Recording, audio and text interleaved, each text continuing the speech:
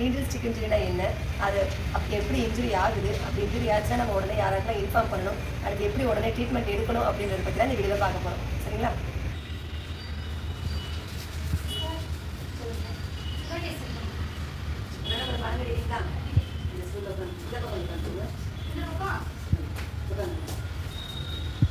உங்கள் பேர்? நல்லா சாப்பிட்டீங்களா? சாப்பிட்டு எவ்வளோ நேரம் ஆச்சு? 2 மணி நேரம் ஆச்சு.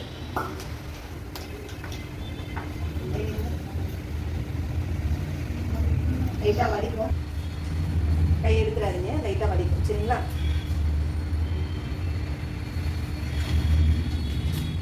கஞ்சி குடிச்சுக்கோங்க. சுகர் நார்மலாக தான் இருக்குது. சரிங்களா? மெடிக்கல் போனால் சுகர் ஸ்டிக்கு மட்டும் கொடுப்பாங்க, வாங்கிட்டு 2 நாள் போய் டாக்டர் பார்ப்பாங்க. சரிங்களா? ட்ரை பண்ணுங்க.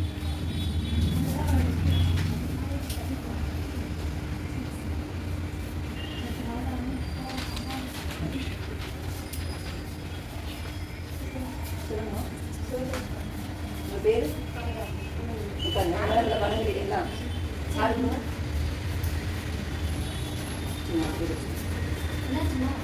இல்லைம்மா, இதுக்கு மேலே ஒரு அப்பாவுக்கு சுகர் பார்க்கும்போது அவங்க கையில் கொஞ்சம் நேரம் என் கையிலையும் குத்திருச்சு. அதான் அதுக்கு இவ்வளோ அசால்ட்டாக அவருக்கு என்ன வியாதியாக இருந்துச்சு, அதை வந்து உனக்கு பட்டு உனக்கு எதாவது பாதிச்சு என்ன முதல்ல உனக்கு பிளட் டெஸ்ட் எடுத்துட்டு அவருக்கும் பிளட் டெஸ்ட் எடுத்து பாருங்க. நான் வேலை பார்த்துருங்க. சரிப்பா, சரி உட்காங்க.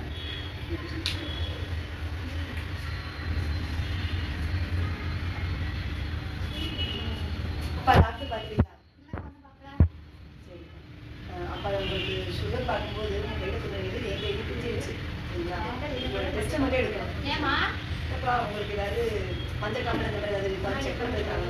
அப்படிலாம் ஒன்று எவ்வளோ நல்லாவே இருக்கு. அப்படி இல்லைப்பா, உங்களுக்கு இல்லைன்னு நீங்கள் சொல்கிறீங்க. ஆனால் இப்போ நம்ம டெஸ்ட் எடுத்தோன்னா அது தெரியும். அப்படி இருந்துச்சு அப்படின்னா நம்ம அதுக்கான செக்அப் பண்ண எடுத்து ட்ரீட்மெண்ட் எடுத்து ஸ்டார்ட் பண்ணலாம். டெஸ்ட்டுக்கு ஃப்ரீ தான். சரி வாங்கப்பா.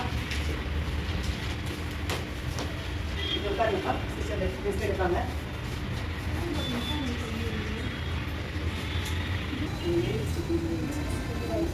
அந்த பேஷண்ட்டை நான் எக்ஸ்பிளைன் பண்ணிட்டேன். இப்போ டெஸ்ட்டு மட்டும் எடுக்கணும். ஒரு நிமிஷம்ப்பா, சிஸ்டர் பேசிட்டுவாங்க, பேசிட்டு சரிங்களா? சார், இங்கே ஒரு ஸ்டாஃப்க்கு பேசுறதுக்கு லிஸ்ட் ஆயிடுச்சு சார். எப்போமா? இப்போதான் சார். சரிம்மா, வரேன் பார்த்துட்டே இருக்கேன். சரிங்க சார். இப்போ நீடில் ஸ்டிக் இன்ஜுரி ஆன உடனே எதுக்காக ஃபஸ்ட்டு இன்ஃபார்ம் பண்ணுறாங்கன்றது தெரியுமா? ஹேண்ட் வாஷ் பண்ணும்போது லைட்டாக நம்ம கழுவுனா போதும். ரொம்ப ரத்த வெளியே வர வச்சு அந்த மாதிரி ப்ரெஷ் பண்ணி கழுவணுன்ற அவசியம் இல்லை. சரிங்களா? அதுக்கப்புறம் யார் யாருக்கு இன்ஃபார்ம் பண்ணணுன்றது ஒரு 4 பேர் இருக்காங்க. ஃபஸ்ட்டு ஸ்டாஃப், அதுக்கப்புறம் மேனேஜர், அதுக்கப்புறம் டாக்டர். ஸ்டாஃப் வந்து நம்ம ஹாஸ்பிட்டலில் 2 ஸ்டாஃப் இருக்காங்க. ஒருத்தர் மகா ஸ்டாஃப், இன்னொருத்தவங்க தீபா ஸ்டாஃப். மேனேஜர் வந்து நம்ம காளிதாஸ் சார் இருக்காரு. நீடில் ஸ்டிக் இன்ஜுரிக்கு இன்சார்ஜ் டாக்டர் ஒருத்தவங்க இருக்காங்க. மேம் பேர் ஹேமா மேம். அவங்கக்கிட்ட இன்ஃபார்ம் பண்ணணும். இவங்ககிட்டலாம் இன்ஃபார்ம் பண்ணிவிட்டு பேஷண்ட்கிட்டே இன்ஃபார்ம் பண்ணி அவங்களுக்கு பிளட் டெஸ்ட் எடுத்து பார்க்கணும். பிளட் டெஸ்ட் எடுத்துகிட்டு அதனால் பாதிக்கப்பட்ட சிஸ்டர் அவங்களுக்கு பிளட் டெஸ்ட் எடுத்து ரிப்போர்ட் பார்த்து அதுக்கான ட்ரீட்மெண்ட் எடுத்துக்கலாம். சார் என்ன பண்ணுறீங்க? ஹியூமன் டெஸ்ட்லாம் எல்லோ டெஸ்ட் தான் டிஸ்டார்ட் பண்ணுவோம். நீங்கள் என்ன ரெட்டி டிஸ்டார்ட் பண்ணுவீங்க?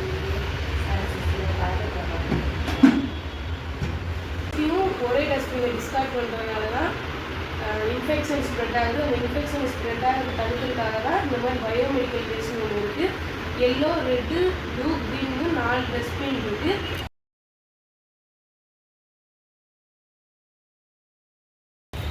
வேஸ்ட்டு டிஸ்கார்ட் பண்ணணும். ரெட்டில் வந்து பிளாஸ்டிக் டிஸ்கார்ட் பண்ணணும்.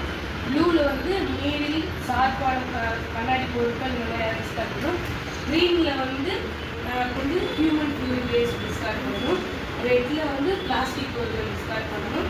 ப்ளூவில் வந்து உடஞ்ச கண்ணாடி பொருட்களை டிஸ்கார்ட் பண்ணணும். க்ரீனில் ஃபுட் வேஸ்ட்டு, மற்ற பேப்பர் இந்த மாதிரி வேஸ்ட்டு டிஸ்கார்ட் பண்ணணும்.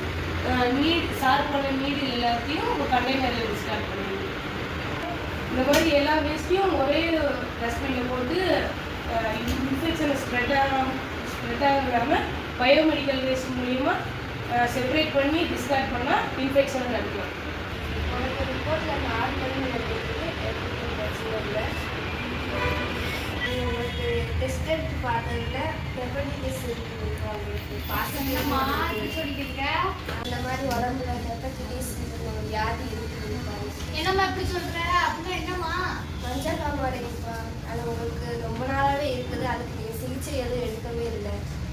சரிம்மா அதை வெளியே பாசிட்டிவ் போய் வந்திருக்குது. வெளியில போய் பார்த்து அதுக்கான ட்ரீட்மெண்ட் எடுங்க நீங்கள். சரிங்கம்மா வைக்கிறேன் போய் வெளியே டெஸ்ட் பண்ணுறேன்.